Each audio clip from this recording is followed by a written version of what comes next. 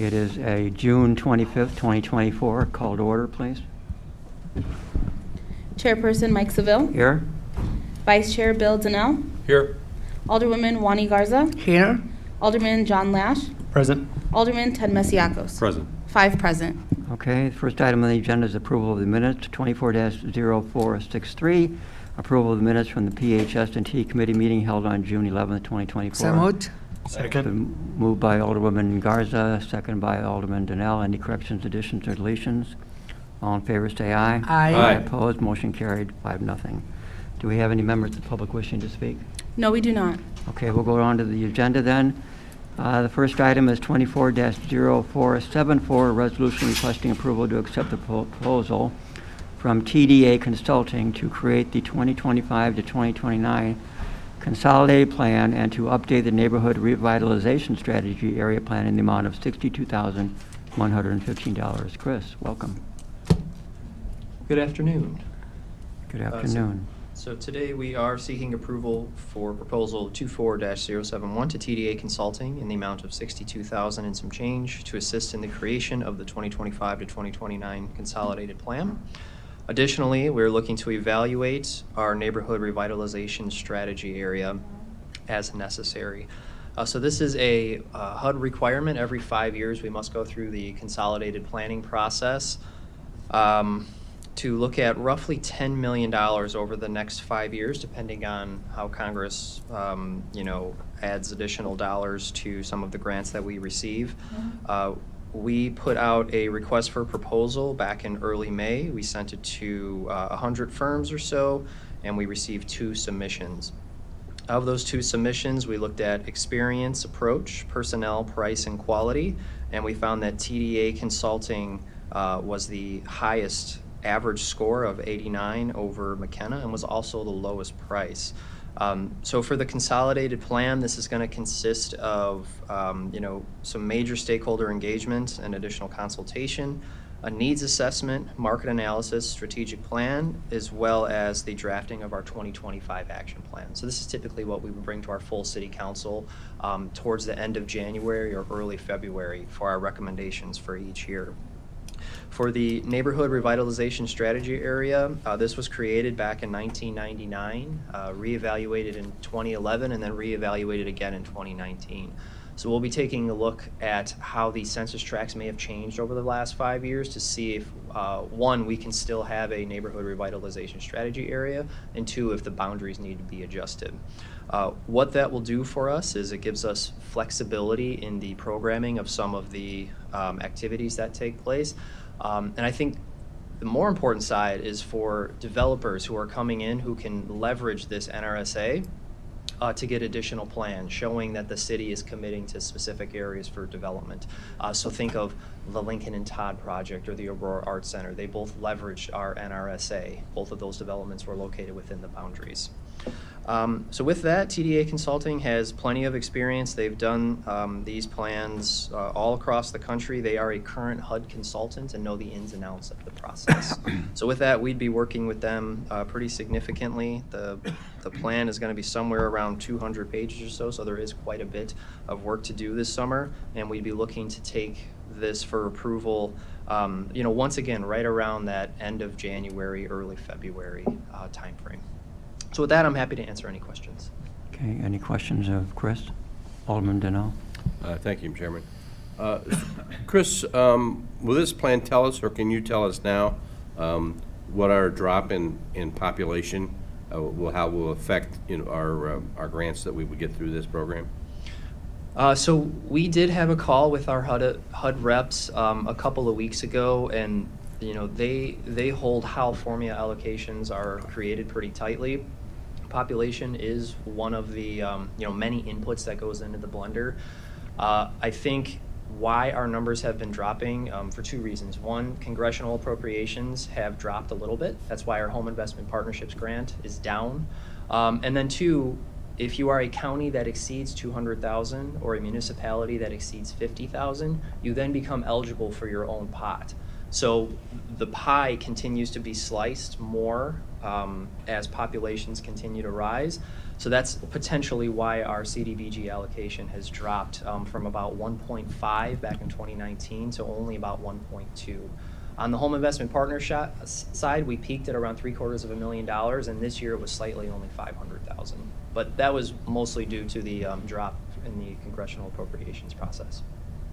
So when I was reading through this, I see infrastructure highlighted several times. Is that more than roads and sidewalks and curbs, or is that, what else would that include?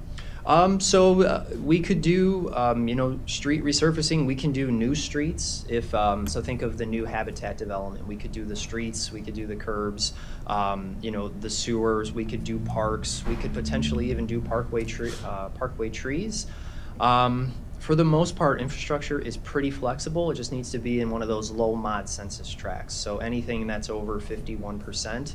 Out on the west side and east side, there's less of those, but within, directly north, south, east, and west of the major downtown, many of our census tracts are over 51%. So we've historically provided funding for street resurfacing, but that doesn't mean we couldn't shift and do sewer replacement, flood prevention, things like that.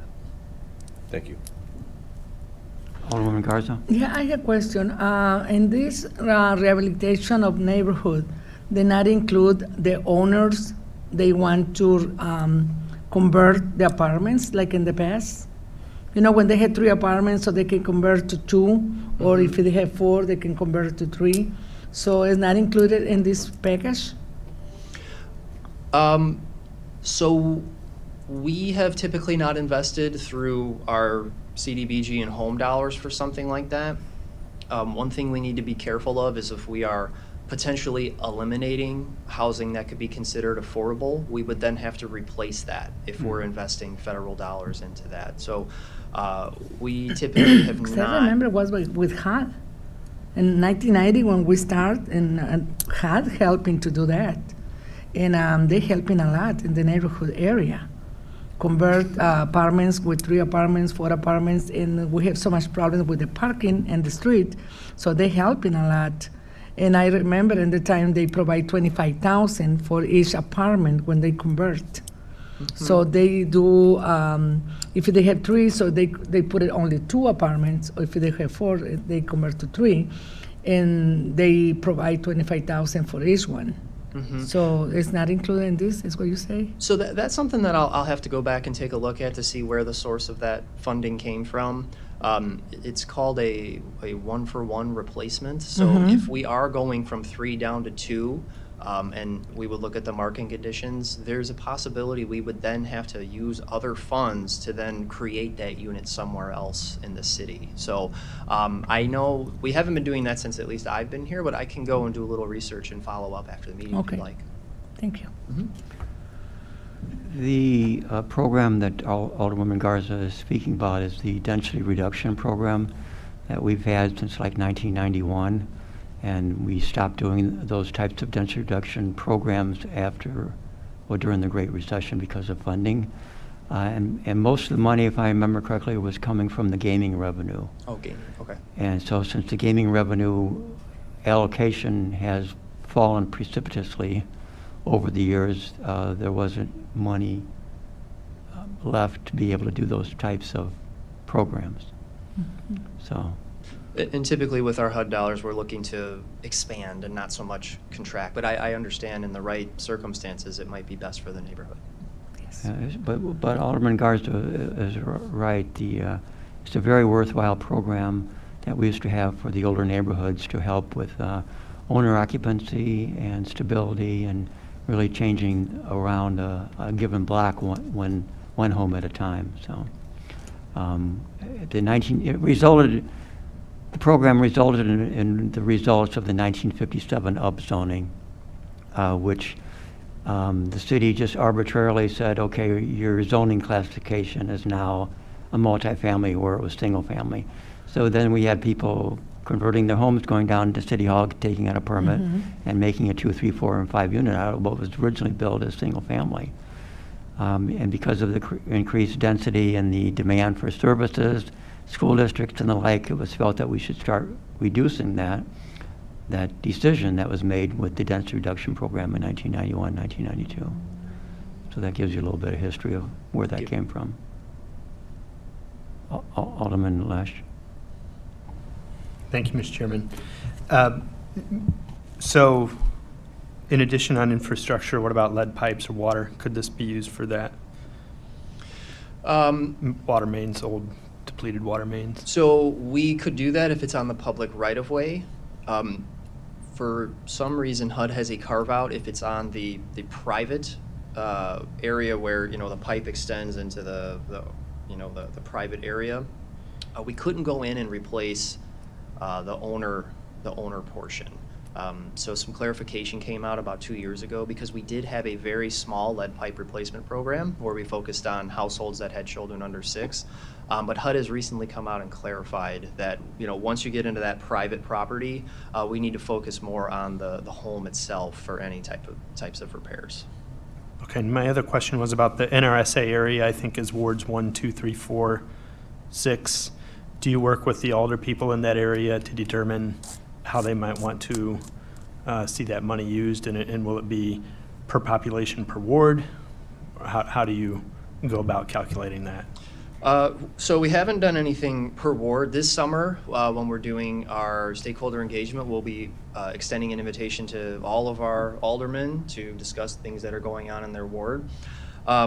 We have to look at the eligibility of the activity itself. So the wards on the west side and the east side, unfortunately, aren't going to be able to take part in that because they don't have the low mod census tracts. So for a neighborhood revitalization strategy area, instead of the number being 51%, it goes all the way up to 70.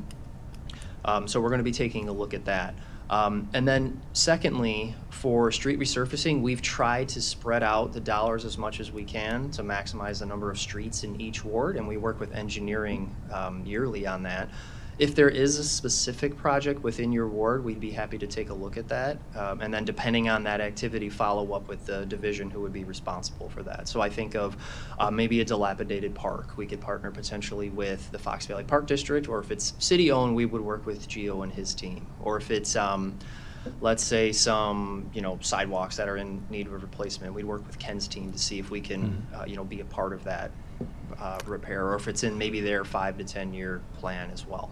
Okay, I'm not a ward alder person, but just I wanted to know what the interaction looked like. And then final question, have we used TDA before for this or any other assessment? So we haven't used them for our 5-year plan. Like I said, they are a current consultant with HUD themselves. So for closing out some of our programs, just for example, our neighborhood stabilization program, it's not currently in operation, but we're in the closeout phase. This was a program that was started back in 2009. They are contracted by HUD to work with folks like us to work through all of the paperwork and administration to close things out. So they work hand in hand with HUD. With HUD, so they've got their hands on. Okay, I was just curious. And I think that they've got a pretty good handle. They've done some local consolidated plans as well, in addition to being all over the country. So they have, more than enough experience, I think, in what is a specialized plan. I want to go back to the water thing. In theory, because this isn't, if this was, say, the money was used to replace the water main, but different pot of money was used to replace the lead pipe service going into the house, in theory that would work, correct? As long as our dollars were on the public right-of-way, Right. and it was in a low to moderate census tract, that is something that we could potentially be a part of. Sure. I mean, a lot of our lead pipes are in low to moderate census tracts. I don't think I have any further questions. Thank you, Mr. Chairman. Thank you. Any other questions or comments? Hearing none, is there a motion? So moved. Moved by Alderman Lesh, second by Alderwoman Garza. Any further discussion? All in favor say aye. Aye. Opposed, motion carried 5-0. Thank you, Chris. Thank you. Any other business to come before the PHS&T? Motion to adjourn. Second. Motion been made by Alderwoman Garza, second by Alderman Lesh for adjournment. All in favor say aye. Aye. Aye, opposed, motion carried 5-0. We are adjourned at 4:14 p.m. Thank you, one and all.